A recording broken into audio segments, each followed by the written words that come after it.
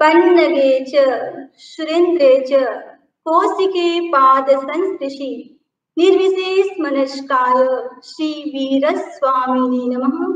श्री वीरस्वामिने नमः। परम पूज्य आचार्य श्री महासमण जी के चरण में वंदन। उपस्थित बंधुओं और बहनों, आज हम भगवान महावीर की अंतिम देशना उत्तराधन सूत्र इसका वाचन करने जा रहे हैं। भगवान महावीर की अंतिम देशना यानी भगवान महावीर ने अंतिम समय में 16 प्रहर तक यानी 48 आवर्स तक कंटिन्यू देशना दी। वह है उत्तराधन सूत्र। ये उत्तराधन सूत्र की शुरुआत करने से पहले कुछ मंगल होते हैं। सबसे पहला मंगल है नमस्कार महामंत्र, जिसमें अरिहंत सिद्ध आचार्य उपाध्याय और साधु साध्वी को हमारा पहला मंगल है। दूसरा मंगल है ब्राह्मी लिपि को मेरा नमस्कार, ओम नमो गंभीर लिपि। और तीसरा मंगल है श्रुत मंगल यानी आगम भी अपने आप में मंगल है। अलग अलग प्रकार के मंगल होते हैं। एक मंगल होता है लौकिक मंगल, एक मंगल होता है लोकोत्तर मंगल।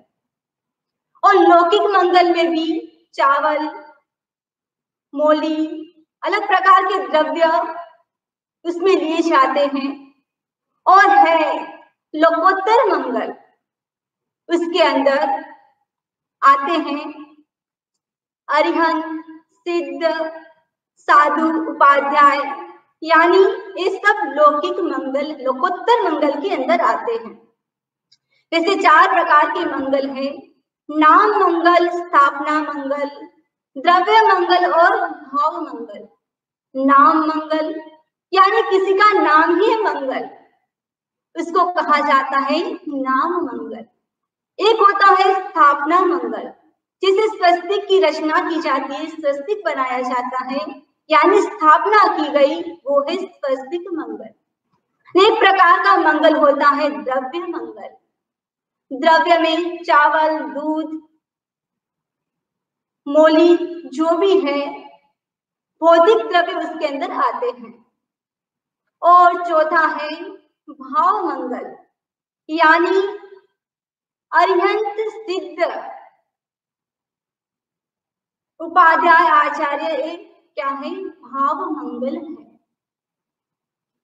इस प्रकार एक बार राजगृह नगरी में भगवान महावीर स्वामी का आगमन हुआ। राजा क्षणिक भगवान महावीर के दर्शन करने के लिए जा रहे थे और साथ में अभय कुमार भी जा रहा था।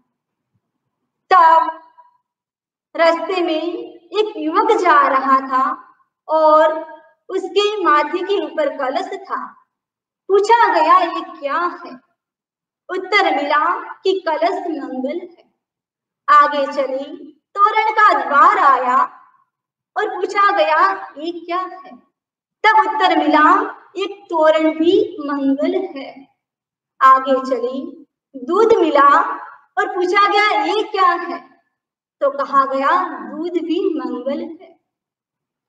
ऐसे करते करते राजा क्षणिक और अभय कुमार भगवान महावीर के चरणों में उपस्थित होते हैं। अभय कुमार ने पूछा भगवान महावीर स्वामी से कि उत्कृष्ट मंगल क्या है? तब भगवान ने कहा धम्मो मंगल मुक्तिठा, यानी धर्म मंगल है। तब अभय कुमार ने पूछा कि कौन सा धर्म मंगल है? तब भगवान ने कहा अहिंसा, संयम और तप, ये तीनों उत्कृष्ट मंगल है। यानी मंगल से हम शुरुआत करने जा रहे हैं। ये भगवान महावीर की वाणी उत्तराधन सूत्र, यानी भगवान महावीर के निर्वाण के बाद भगवान की जो वाणी थी श्रुत परंपरा से चलती थी, यानी सुना और लोगों को याद हो जाता था। लेकिन भगवान महावीर के निर्वाण के बाद जब दूसरी शताब्दी में 12 वर्ष का दुष्काल पड़ा, और उस दुष्काल में क्या होता है कि जो साधु साध्वी थे छिन्न भिन्न हो गए, कोई समुद्र के किनारे चले गए। इस प्रकार धीरे धीरे जो श्रुत था, जो सुनने से याद होता था, धीरे धीरे वो लुप्त होने लगा। तब भद्रबाहु स्वामी ने दूसरी शताब्दी में पाटलिपुत्र में पहली वाचना की, और उसके बाद भगवान महावीर की 9वीं शताब्दी, उस समय स्कंदिलाचार्य के सानिध्य में मथुरा में वाचना हुई, और तीसरी वाचना नागार्जुन आचार्य के सानिध्य में वल्लभी वाचना हुई, वो 9वीं शताब्दी। और उसके बाद तब तक तो ज्ञान श्रुत परंपरा से चलता था, लोगों ने सुना और याद हो जाता था। लेकिन धीरे धीरे क्या हुआ, एक पटुक नाम का शिष्य था, वह गोष्ठी के लिए गया। अब जब बुखार हो गया तो औषधि के रूप में कुछ द्रव्य लाए गए, सोट का गांठिया लाया गया, और एक सोट का गांठिया दवा के रूप में ग्रहण किया, और जो दूसरा गांठिया था कान के पास रख दिया। अब होता क्या है कि सूर्यास्त का समय हो गया, प्रतिक्रमण कर रहे थे, जब खुजली हुई और हाथ कान के पास जाता है। जैसे ही हाथ कान के पास गया, तब सोचा कि जो औषधि के रूप में मैं सोट का गांठिया लाया था, वो तो मुझे सूर्यास्त से पहले लेना था, मैं भूल गया। तब देवर्षि गणेश समाश्रम ने सोचा, ये छोटी सी बात याद नहीं रही तो जो भगवान महावीर की वाणी है वो कैसे सुरक्षित रहेगी। तब देवर्षि गणेश समाश्रम ने जो उत्तराधन सूत्र है उसको लिपिबद्ध कर दिया गया। देवर्षि गणेश समाश्रम ने सोचा होगा कि शास्त्र है तब तक तो जिन शासन है, यदि शास्त्र ही नहीं रहे क्या पता कि जिन शासन रहेगा या नहीं रहेगा। यानी हमारे सामने जो उत्तराधन सूत्र उपलब्ध है वो देन किसकी है? देवर्षि गणेश समाश्रम की देन है। देवर्षि गणेश समाश्रम वह भगवान महावीर के बाद जितने भी आचार्य की पटावली चली है उसमें 27 नंबर के आचार्य हुए देवर्षि गणेश समाश्रम। उनका जो पूर्व जीव था वो क्या था? हरिणगमेशी देव। जब भगवान महावीर का जीव माता देवानंदा की कुक्षी में आया था, और तब हरिणगमेशी देव ने क्या किया, उसका संग्रहण किया, और देवानंदी कुक्षी में जो जीव था उसको माता तृष्णा की कुक्षी में डाला गया। वही थे देवर्षि गणेश समाश्रम। हमारे ऊपर वह बहुत बड़ा उपकार है जो उत्तराधन सूत्र भगवान महावीर की अंतिम देशना हमारे सामने उपलब्ध है। उत्तराधन सूत्र, उत्तराधन सूत्र का मीनिंग क्या होता है?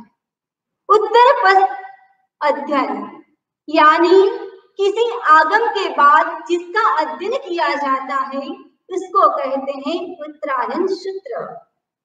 पहले क्या होता था कि आचारण सूत्र के बाद उत्तराधन सूत्र का वाचन किया जाता था, लेकिन जब 10वें कालिक सूत्र की रचना हुई और उसके बाद उत्तराधन सूत्र का वाचन किया जाता है। उत्तराधन सूत्र यानी सूत्र किसको कहते हैं? जिसमें शब्द तो कम है लेकिन जिसमें अर्थ ज्यादा है उसको कहते हैं सूत्र। आगम, आगम आमिस आप्त पुरुष, ग जो आप्त पुरुष की वाणी है, जिन्होंने गंधर्वों ने क्या किया, उसको बोधित किया। म यानी मुनि ने जो मनन किया वह है आगम। आगम की दूसरी परिभाषा है आ प्लस गम। जब हम आत्मा की ओर गमन करते हैं उसको कहते हैं आगम। आगम अलग अलग संप्रदाय में अलग अलग प्रकार के आगम माने जाते हैं।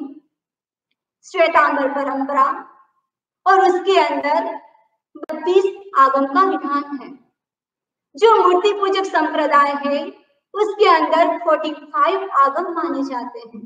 कई संप्रदाय में 48 माने जाते हैं और दिगंबर संप्रदाय में कुंद आचार्य द्वारा लिखित सठखंडागम इसको शास्त्र के रूप में माना जाता है। सुधर्मा स्वामी कह रहे हैं जम्बू स्वामी से कि मैंने भगवान महावीर से सुना है वह मैं तुझे कह रहा हूं। आज हम वाचन करने जा रहे हैं। उस अध्ययन का नाम है चतुरंगीय उत्तरादन सूत्र का तीसरा अध्ययन। ये चतुरंगीय उसके अंदर यदि व्यक्ति उसको जीवन में उतारता है और जीवन में उतारने के बाद व्यक्ति रिस्टार्ट करता है, यानी व्यक्ति के जीवन में संवेग जागता है, धर्म की आराधना करता है, व्यक्ति अपना प्रमाद छोड़ता है और साथ में पुरुषार्थ शुरू करता है। एक तीसरा अध्ययन गहराई से समझने की जरूरत है। एक मनुष्य जीवन का जो अवसर मिला है ये अवसर बार बार मिलना भी दुर्लभ है, उसकी कल्पना करना भी बहुत डिफिकल्ट है। यानी जो वस्तु हमको मिलती है तब हमको उसका मूल्य समझ में आता है तो हम उसको सुरक्षित रखते हैं ताकि वो वस्तु मूल्यवान है। यदि आपको किसी ने किसी बॉक्स में कांच का एक बाउल दिया तब आप क्या करोगे? उसको सुरक्षित रखोगे। यदि किसी ने आपको एक पाउच के अंदर कॉस्टली डायमंड दिया और कहा कि आपको इसको सुरक्षित रखना तो आप उसका और ज्यादा ध्यान रखोगे। यानी ये जो मनुष्य जीवन की दुर्लभता व्यक्ति को समझ में आती है तब व्यक्ति का प्रमाद तो हट जाता है और व्यक्ति क्या करता है? पुरुषार्थ करता है। ये मनुष्य जीवन इस संसार में देखे व्यक्ति अनंत काल से जन्म मरण करता आ रहा है। इस संसार रूपी जीवन नौका में दो ऐसे किनारे हैं, एक है जन्म का किनारा और दूसरा है मृत्यु का किनारा। व्यक्ति जन्म से मृत्यु, मृत्यु से जन्म करता रहता है, यानी ये चक्कर चलता रहता है, जन्म मृत्यु करता ही रहता है। ये अनंत काल से ये यात्रा चलती आ रही है। लेकिन अब क्या स्टार्ट करना है? मरण को छोड़कर मोक्ष की यात्रा स्टार्ट करनी है। ऐसा है मनुष्य जीवन जिसमें हम कर सकते हैं। यदि व्यक्ति सम्यक रूप से उसका सदुपयोग करे तो व्यक्ति सद स्वाध्याय कर सकता है, व्यक्ति सत्संगत कर सकता है, यानी अध्यात्म का श्रवण कर सकता है। जो 4 बातें दुर्लभ बताई है उसमें कौन सी बात उत्तरोत्तर दुर्लभ है? आपके पास कौन सी है और कौन सी बात आपको स्वीकार करनी है? तो उत्तरादन सूत्र की पहली गाथा में भगवान महावीर स्वामी ने फरमाया है, चत्तारि परमंगाणी दुल्हाणी जंतुनो मानुसत्तम सुविसत्ता संजममीय वीर्य। इसमें बताया गया है इस संसार में प्राणियों के लिए 4 परम अंग दुर्लभ है। एक है मनुष्यत्व, दूसरा है श्रुति, तीसरा है श्रद्धा और चौथा है संयम में पराक्रम करना। ये 4 बातें दुर्लभ बताई हैं। एक होता है अभारतीय दर्शन, क्रिश्चियनिटी, जुडाइज्म। वो क्या मानते हैं? वो मानते हैं थ्योरी ऑफ क्रिएशन, यानी ईश्वर ने किसी को मनुष्य बनाया, किसी को डॉग बनाया। लेकिन जो भारतीय दर्शन, उसमें भी खास कर से जो जैनिज्म है, वो तो किसमें विश्वास करता है? विकास में विश्वास करता है, यानी व्यक्ति ने जैसा कर्म किया है उसी के अनुसार व्यक्ति को गति मिलती है। यानी व्यक्ति इस संसार में क्या कर रहा है? जन्म मरण के बाद व्यक्ति को एक मनुष्य जीवन मिला है। मनुष्य जीवन यानी आपके सामने डाइनिंग टेबल के पास में प्लेट है और प्लेट के पास में क्या है? पेट है। यदि डायरेक्ट प्लेट से पेट में डाला जाए तो कितना इजी हो जाता है, बहुत इजी हो जाता है। वैसे ही सर्वाध सिद्ध विमान से सिद्ध शिला तक पहुंचना है तो कितना आसान है, केवल 12 योजन की दूरी है। यदि हम सर्वाध सिद्धि विमान में चले जाए और उसके बाद सिद्ध लोक तक पहुंचना है, सिद्ध शिला तक, तो कितना आसान है। लेकिन जो मनुष्य जन्म में वो संयम मिलना और संयम के बाद साइक सम्यक्त्व मिलना और उसके बाद केवल ज्ञान मिलना और उसके बाद मोक्ष मिलना है। वैसे ही जो प्लेट है और पेट भी पास में ही है, लेकिन व्यक्ति को पुरुषार्थ करके वो कौवा बना के किस में डालना पड़ता है? मुंह के अंदर डालना पड़ता है। उसी अनुसार व्यक्ति को क्या करता है? यानी इस संसार में जन्म मरण के चक्कर में घूमते घूमते व्यक्ति को क्या मिला है? मनुष्य जीवन मिला है। जो मनुष्य जीवन मिला है और उस मनुष्य में जीवन में व्यक्ति क्या करता है? सम्यक आराधना कर सकता है और सम्यक आराधना कर सकता है। मैं मोह की बात नहीं कर रही, ये तो मोह है तो मोक्ष भी बहुत दूर हो जाता है। यानी मनुष्य जीवन ही ऐसा है, वहां व्यक्ति धर्म ध्यान कर सकता है, ऐसी बात नहीं है। दूसरी गतियों में भी धर्म ध्यान किया जाता है, लेकिन पूर्ण रूप से नहीं किया जा सकता है। ये जो मनुष्य जीवन है, ज्ञानियों ने क्या कहा है? तो कैसा मनुष्य जीवन?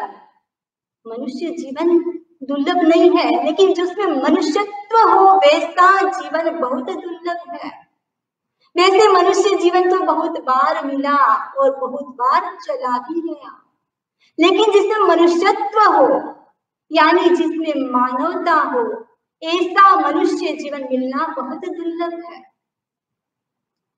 यदि हम देखें कि कोई खाकी ड्रेस पहनता है, कोई ब्लैक कपड़े भी पहनते हैं। कोई खाकी ड्रेस पहनने से, ब्लैक ड्रेस पहनने से कोई पुलिस या वकील नहीं बन जाता है। उसके लिए ट्रेनिंग लेनी पड़ती है, सर्टिफिकेट लेना पड़ता है। वैसे फैंसी ड्रेस का जब प्रोग्राम होता है, कोई लोग खाकी ड्रेस पहन लेते हैं, ब्लैक ड्रेस पहन लेते हैं और फोटो भी क्या करते हैं? पढ़वा लेते हैं।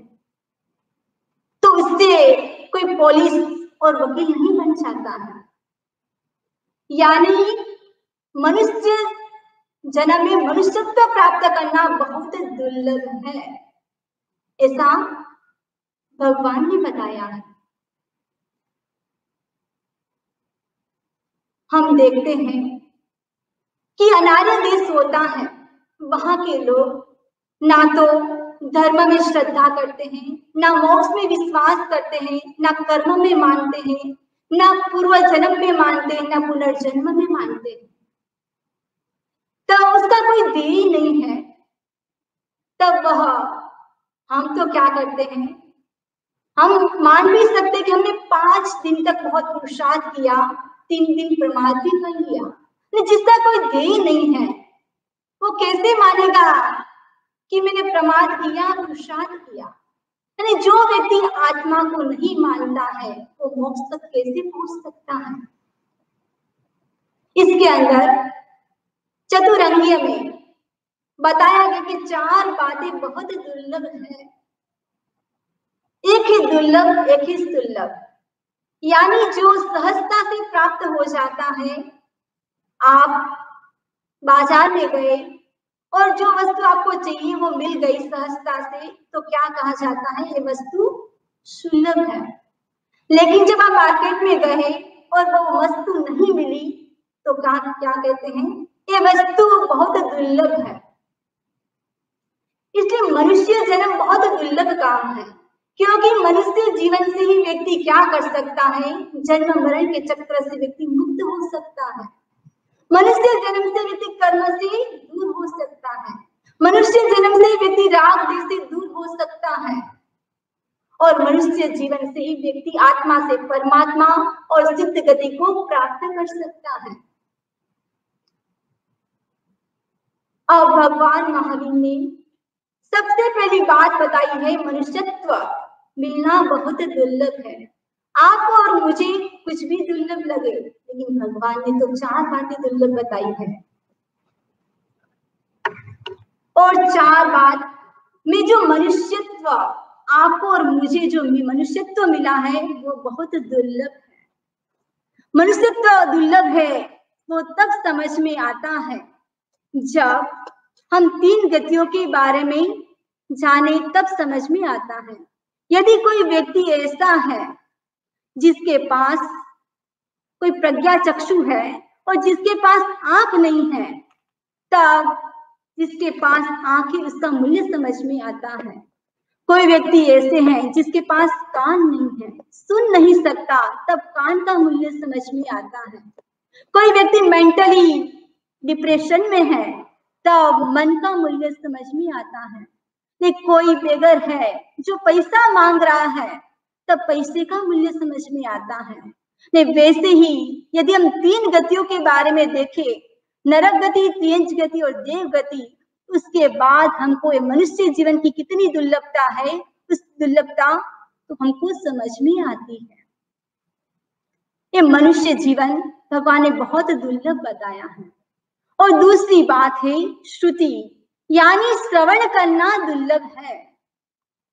यानी सबसे पहली बात है श्रवण करवाने वाले श्रोता मुनिजन मिलना दुर्लभ है। और दूसरी बात है उसके प्रति, यानी वो सुनने की इच्छा होना दुर्लभ है। और तीसरी बात बताई है कि सुनना तो चाहते हैं, विघ्न बाधा आती है, उसको दूर करना मुश्किल है। और चौथी बात बताई है सुनने के बाद उसके प्रति सम्यक श्रवण करना भी दुर्लभ है। वैसे हम देखें तो त्रियंच पानी भी सुन सकते हैं, क्योंकि उनके पास भी कान है, वो भी सुन सकते हैं। यदि मुनिराज जंगल के अंदर है और जंगल के अंदर मुनिराज देशना दे रहे हैं, यदि हिरण वहां से निकला तो वो भी सुन सकता है। लेकिन इतना विवेक त्रियंच के पास कहाँ है? यदि उसको भूख लगी है तो क्या होता है कि वो वापिस आहार की खोज में चला जाता है। उनको कहाँ समझ में आता है कि भगवान की वाणी का भी इतना मूल्य है। यानी सुनना भी बहुत दुर्लभ है। मुझे याद आता है जब हम छोटे थे, जब एग्जाम होती थी, बर्थडे होता था, तो क्या करते थे? साधु साधी के पास जाते थे और मंगल पाठ सुनते थे। जब मंगल पाठ सुनते हैं, क्योंकि तब तो ज्ञानावन्य कर्म हमारे क्षय होते हैं, और दूसरी बात है हमारा मोहनीय कर्म भी शांत हो जाता है। कितनी भावों की शुद्धि, यानी इस श्रवण करना भी बहुत दुर्लभ है।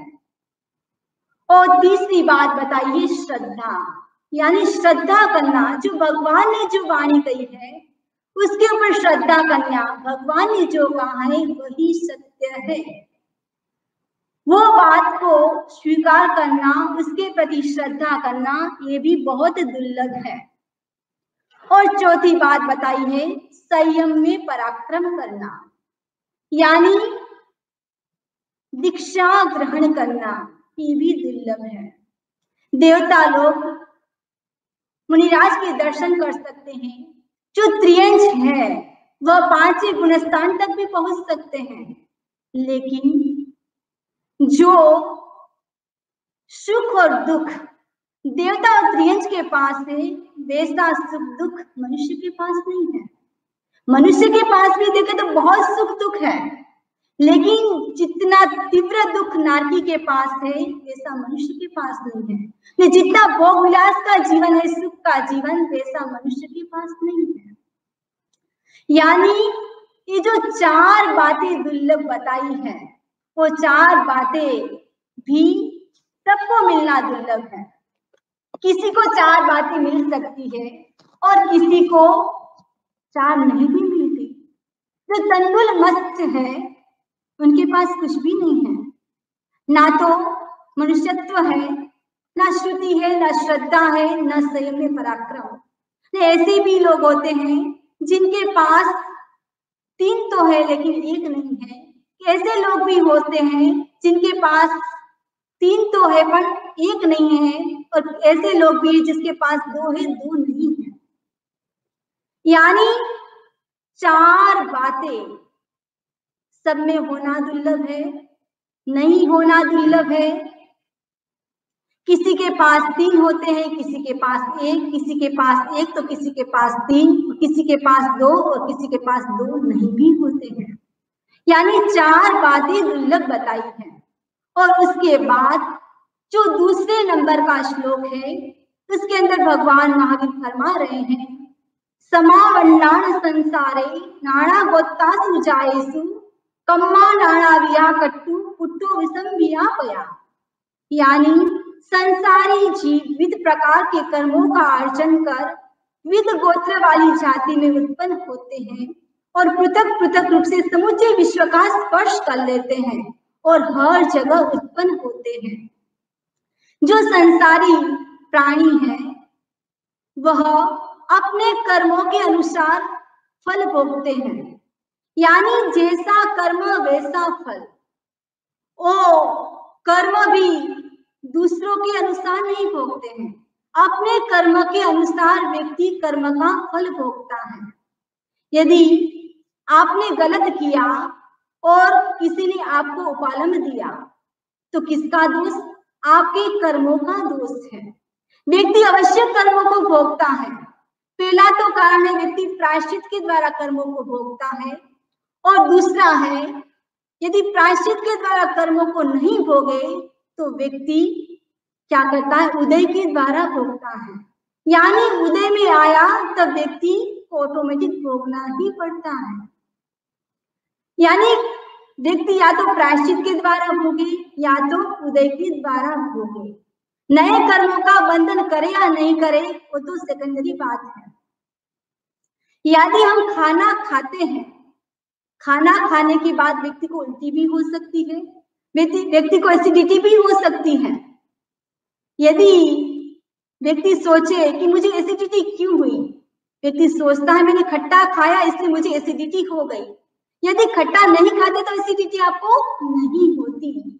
यानी व्यक्ति ने जैसा कर्म किया यानी वैसा फल मिलता है, वैसा ही व्यक्ति को उसका फल भोगना ही पड़ता है। इस प्रकार इस संसार में यानी संसार की जो आदि है उस आदि को केवली भी नहीं बता सके हैं। अशोक भाई हमारे सामने बैठे हैं, यदि मैं आपको पूछना चाहती हूँ कि आपकी उम्र कितनी है? आपकी उम्र कितनी है? मान लीजिए आपकी उम्र 40-45 के बीच में होगी, लेकिन मैं आपको पूछूं कि इस संसार से आपकी उम्र कितनी है, तो आपने तो कितनी जन्म किए पूर्व में, यानी तब आप इसकी उम्र नहीं बता सकते हैं। वैसे 14 राजलोक के अंदर ऐसा कोई भी स्थान नहीं है जहां जीव ने जन्म मरण न किए हो।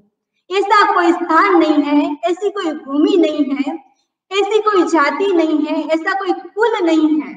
वनस्पति काल में डिफरेंट प्रकार की वनस्पति, एक भी वनस्पति ऐसी नहीं है जहां जीव ने जन्म मरण नहीं किए हो।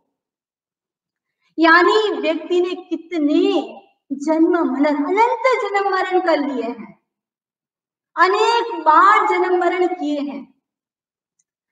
पूछा जाए कि इस संसारी अवस्था में आपकी उम्र कितनी, तो व्यक्ति कहेगा कि हमने अनंत जन्म कर लिए, अनंत जन्म बाकी है, हमारी उम्र बताना मुश्किल है, हम अपनी उम्र नहीं बता सकते हैं।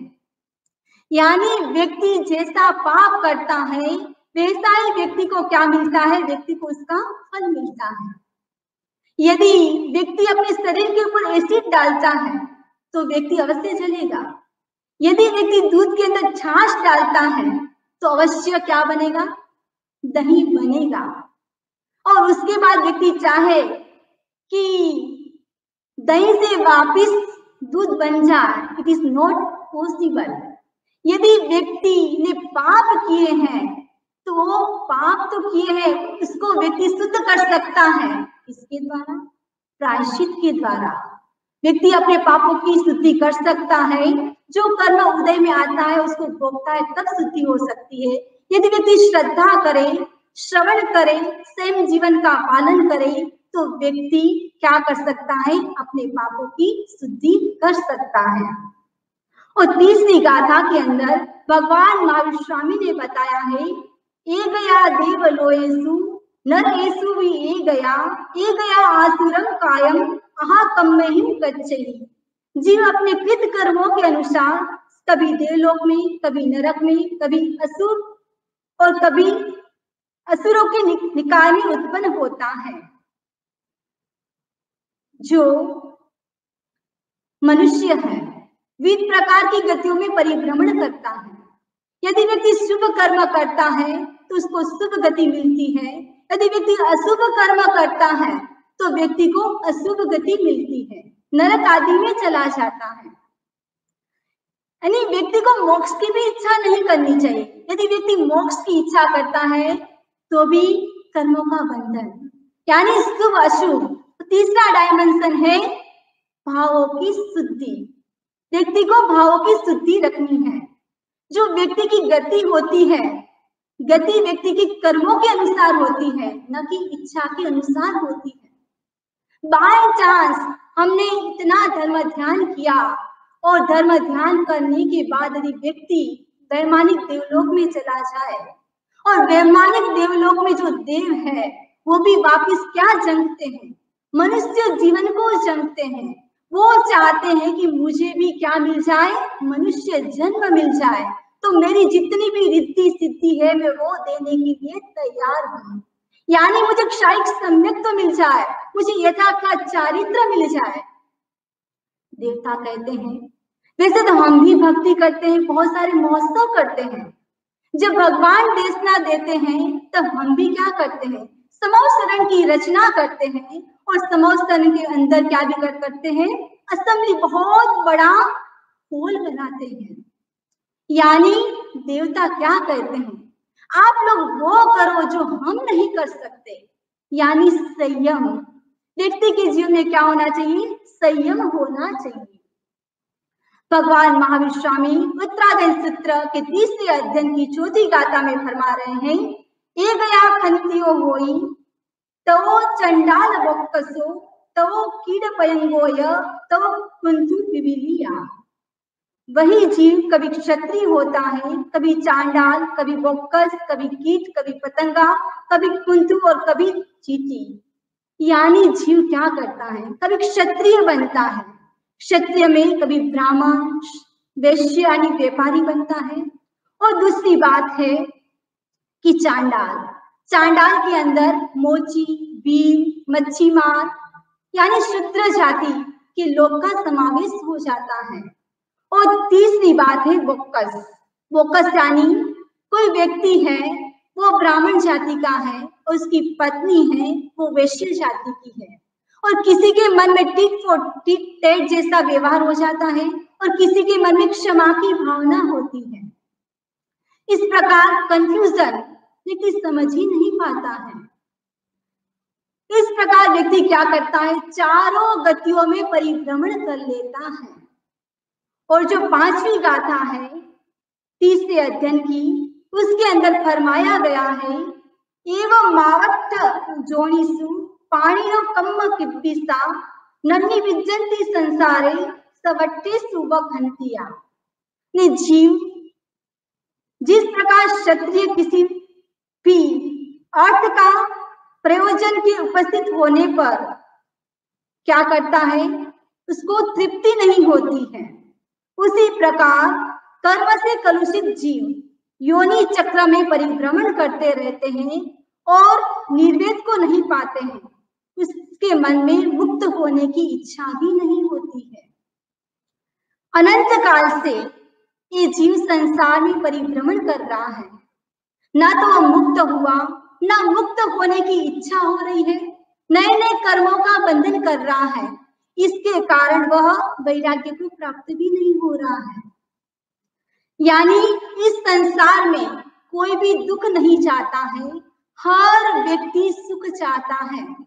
लेकिन जो आप सुख चाह रहे हो वो सुख कैसा है? वो सुख तो क्षणिक सुख है, वो टेम्पररी सुख है। लेकिन सुख तो हर जीव चाहता है, भगवान भी सुख चाहते थे। लेकिन आपका सुख कैसा? व्यक्ति चाहता है गागर में से सागर भर ले, व्यक्ति चाहता है रेत में से तेल निकाल ले, यदि व्यक्ति चाहता है दीवार में से बाहर निकल जाए, लेकिन नहीं, आपको दरवाजे से ही बाहर निकलना पड़ेगा। यानी व्यक्ति दुख आता है तब भी व्यक्ति नहीं संभलता है, और जब सुख की स्थिति होती है तब व्यक्ति के मन इतनी तृष्णा होती है कि व्यक्ति उस समय भी धर्म ध्यान नहीं करता है। यानी इस प्रकार व्यक्ति निर्वेद को प्राप्त नहीं होता है और दुखों से मुक्त होने की इच्छा भी नहीं होती है। और अगले श्लोक में उत्तरायण के अगले 6 नंबर के श्लोक के अंदर भगवान फरमा रहे हैं, कम्म संगेहिम समुद्धा दुखिया बहुवेयणा अमानु सासु जोनिसु विनिहम्मति पाणिनो। यानी जीव कर्मों से मूड बनता है, ज्ञानामय कर्म से मूड बनता है, कभी दुखित बनता है, मोहनीय कर्म से दुखित बनता है, और कभी वेदनीय कर्म से व्यक्ति वेदित होता है। व्यक्ति अपने कृत कर्मों के अनुसार कभी नरक तो कभी त्रियोनि में धकेला जाता है। एक मनुष्य जीवन ही ऐसा है जहां पर व्यक्ति धर्म ध्यान कर सकता है। और इसके अलावा देखें तो इतना धर्म ध्यान किसी भी गति में व्यक्ति नहीं कर सकता है। एक नट भी होता है, और नट भी अपना जब ड्रेस बदलता है तब कितना समय लगता है। उतने से कम समय में जो हमारी आत्मा है, कम समय में भी क्या करते हैं, दूसरा शरीर धारण कर लेती है। यानी हमारी आत्मा भी ऐसी है। यानी कोई बहुत बड़े देव है जिसका बहुत बड़ा आयुष्य है, यदि वो देव चैवन करके मनुष्य लोक में आते हैं, यानी वो चैवन करके यानी पोताना जो खुद का जो आयुष्य है पूर्ण करके जब मनुष्य लोक में आते हैं तब क्या होता है? यदि देव मरकर वापस देव नहीं बन सकते, देव मरकर वापस नरक गति में नहीं जा सकते, या तो मनुष्य में आएंगे या तो त्रियंश में, और उसके अंदर या तो फिर वनस्पति में उत्पन्न होते हैं, या फिर हरिया जो पानी होता है वहां पर, या तो पहाड़ों में उत्पन्न होते हैं। यदि देव अपना सेवन करके वृक्ष के पत्ते के अंदर उत्पन्न होते हैं, पहले तो कहाँ थे? बहुत बड़े सिंहासन के ऊपर विराजमान थे, और उसके बाद कहां पर? वृक्ष के पत्ते में उत्पन्न हुए। उनके पास कैसा शरीर था? विक्रिय शरीर था, बहुत सारी लब्धियां थी, एक से अनेक शरीर बना सकते थे। वृक्ष के पत्ते में जब एक लट आती है उस पत्ते को खा लेती है। यानी व्यक्ति अपना जो भी आयुष्य है गति कितना स्पीड गति से बदलता है। यदि कोई व्यक्ति हॉस्पिटल में है और हॉस्पिटल अंदर उसकी डेथ हो चुकी है, डॉक्टर ने कहा कि अभी तो सीरियस है। तब उतने समय में तो वह व्यक्ति देवलोक में जो देवियां है इसके साथ परिभ्रमण करने लग जाता है। यानी जो मनुष्य जीवन है उसमें व्यक्ति क्या करता है, परिभ्रमण करता रहता है। और मनुष्य जीवन कितना दुर्लभ है, इस उत्तराधन सूत्र की 7वीं गाथा में बताया गया है। कम्माणम तु पाहणाए आणुपुविम कयायु जीवा सोई सणु मणुपत्ता आयंती मनुष्ययम। यानी काल क्रम से व्यक्ति मनुष्य गति को रोकने वाले कर्मों का नाश कर देता है और उसके बाद वह शुद्ध रूप यानी मनुष्यत्व को प्राप्त कर लेता है। यानी कोई जीव है, चाहे कोई एलिफेंट भी है, यदि वो कष्टों को सहन करता है और कष्टों को सहन करने के बाद ऐसा पुण्य का उदय आता है कि वह मनुष्यत्व को प्राप्त कर लेता है और मनुष्य को प्राप्त करके वो सिद्ध गति को भी प्राप्त कर सकता है। इस उत्तराधन सूत्र के अंदर मनुष्य जीवन कितना दुर्लभ है उसके बहुत सारे एग्जाम्पल बताए गए हैं। तो सबसे पहले मैं बताना चाहती हूँ कि मनुष्य जीवन कितना दुर्लभ है।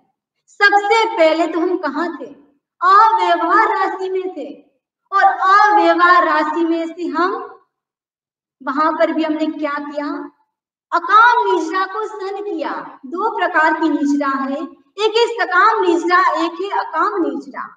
यानी अव्यवहार राशि में हमने अकाम निद्रा को सहन किया और उसके बाद जब पुण्य का उदय हुआ तब हम अव्यवहार राशि से व्यवहार राशि में आए हैं और व्यवहार राशि में भी नित्य निगोद से इतर निगोद में आए हैं और उसके बाद हम क्या आए, स्थावर काय में।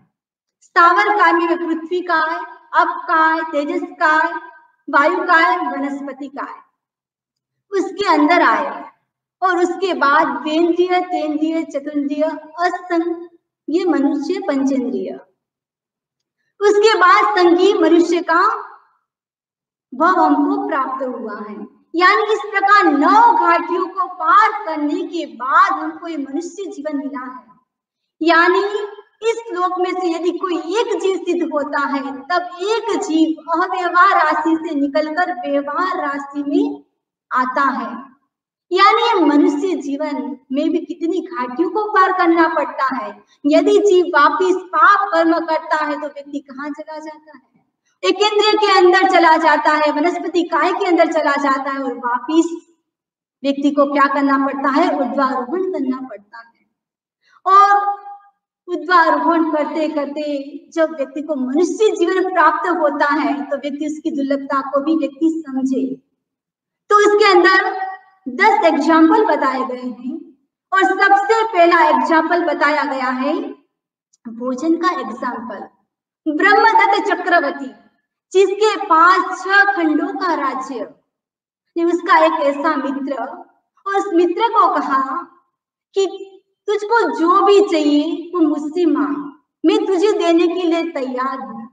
तब उसका मित्र क्या मांगता है, मुझे वो वरदान दो कि आपके राज्य में जितने भी घर है सबसे पहले मैं आपके घर से शुरुआत करूं खाना खाने की शुरुआत, और जितने भी आपके राज्य में घर है सब घर का मैं खाना खाऊं। ऐसा वरदान मांगा और ब्रह्मदत्त चक्रवर्ती सब कुछ देने के लिए तैयार था। जब ऐसा वरदान मांगा तब कहा तथास्तु।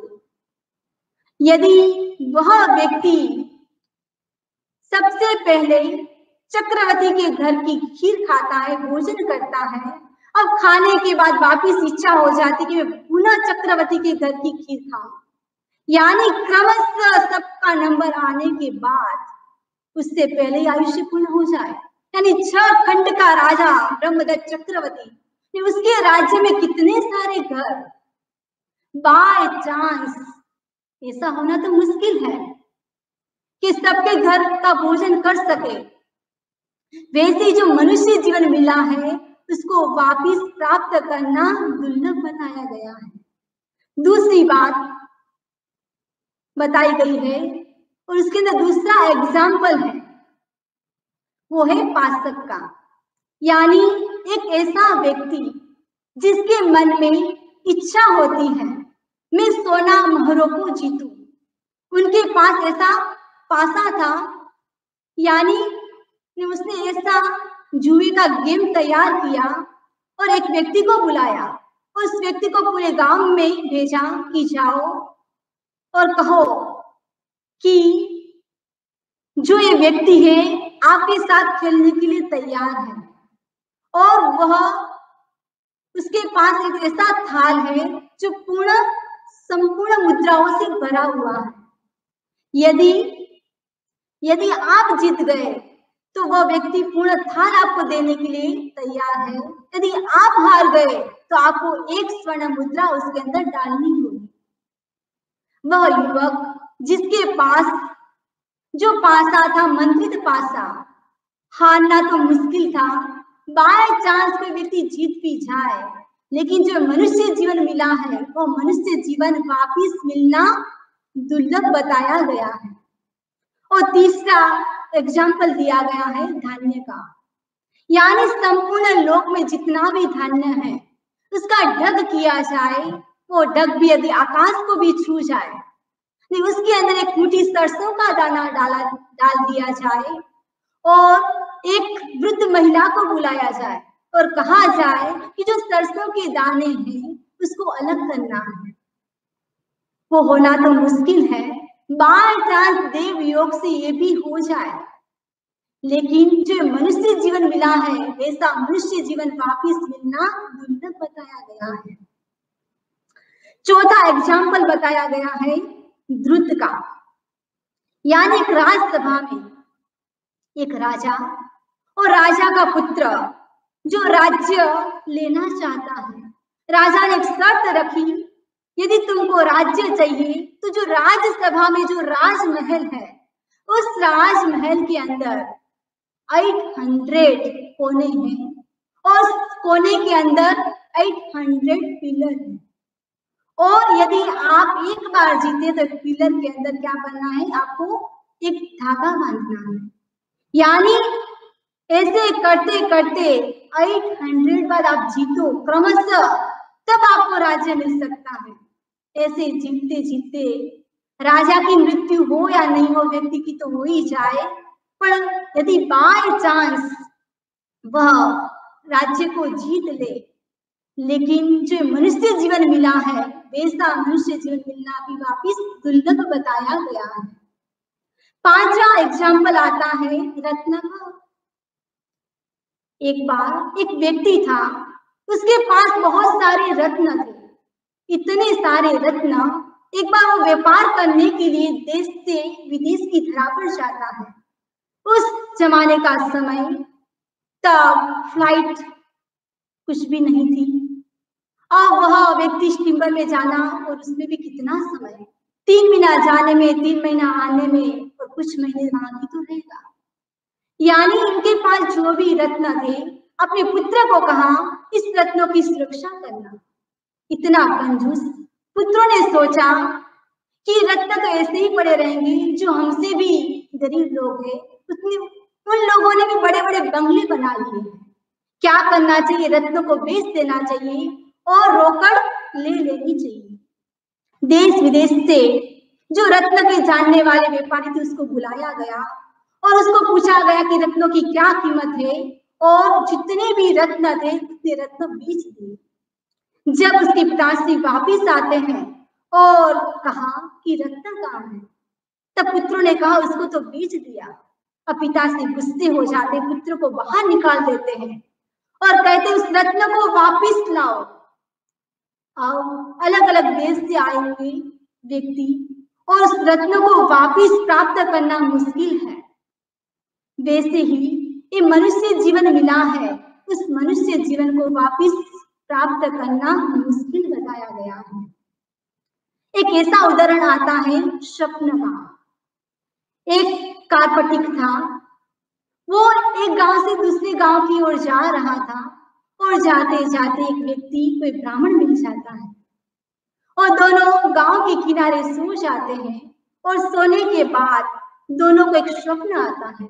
ऐसा स्वप्न देखा कि मून का स्वप्न, और दोनों ने देखा कि वो चंद्रमा है, हमारे मुंह में आ रहा है।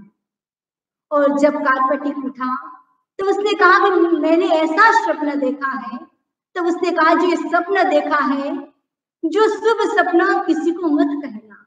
ये शुभ सपना या तो तुम अपने गुरु को या ज्योतिषी को कह सकते हो, वरना उसका फल नहीं मिलेगा। अब वो व्यक्ति जो ब्राह्मण था वो पूरे गांव में बात फैला देता है कि ऐसा शुभ सपना तो पहली बार देखा था। अब उसको तो क्या मिलता है, घी गुड़, कोई मकान मिल जाता है। लेकिन जो कार्पटिक था वो ज्योतिषी को दिखाता है और ज्योतिषी ने कहा तुम इस नगर के 7 दिन के बाद राजा बनोगे।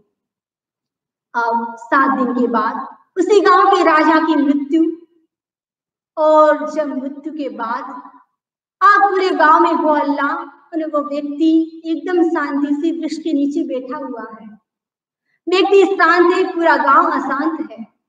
और हाथी आता है, माला लेकर उस व्यक्ति के गले में पहना देता है और उस नगर का राजा बन जाता है।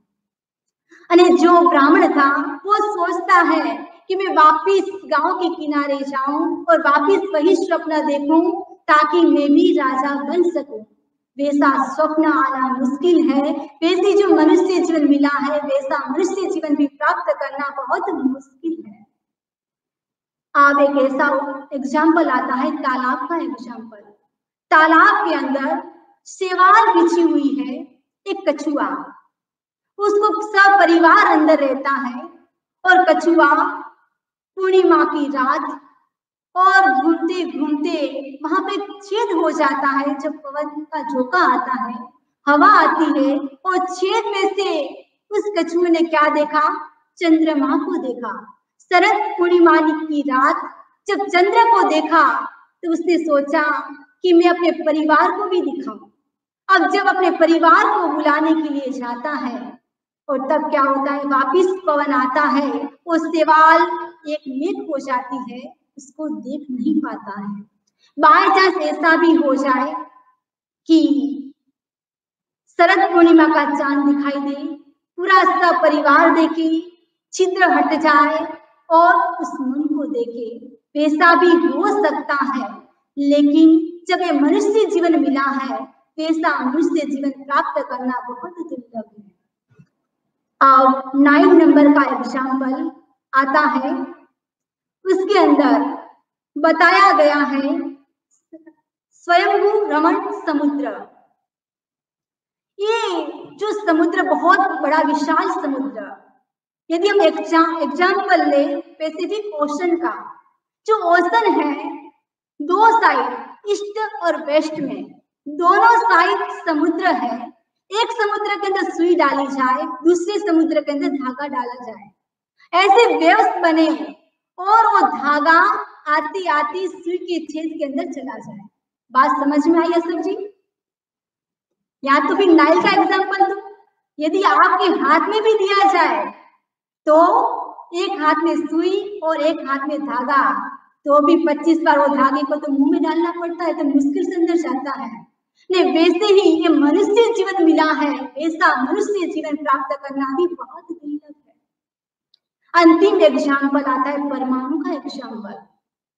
बहुत बड़ा पिलर, यदि देवता आए उस पिलर को पीस दे, इतना बारीक भुक्का बना दे और उस भुक्के को क्या करे, एक नलिका के अंदर डाल दिया जाए और मंदार पर्वत के ऊपर जाकर इसके ऊपर फूंक मारी जाए, उस परमाणु को पूरे लोक में फैला दिया जाए। नहीं, उस परमाणु को वापिस मिलाकर ऐसा पिलर बनाना मुश्किल है। वैसे जो मनुष्य जीवन मिला है उस मनुष्य जीवन को भी प्राप्त करना दुर्लभ है। हम सब सौभाग्यशाली हैं कि हमको ऐसा मनुष्य जीवन मिला है। इस मनुष्य जीवन में हम क्या कर सकते हैं, अपनी साधना कर सकते हैं और साधना करते करते हम अपने जीवन को सफल बना सकते हैं। ये मनुष्य जीवन बहुत लंबा नहीं है, यानी बहुत छोटा मनुष्य जीवन है। इस मनुष्य जीवन को हम साधना के द्वारा, जप के द्वारा, ध्यान के द्वारा, तपस्या के द्वारा मनुष्य जीवन को हम सफल बना सकते हैं। इसी आशा और विश्वास के साथ ओम अरहम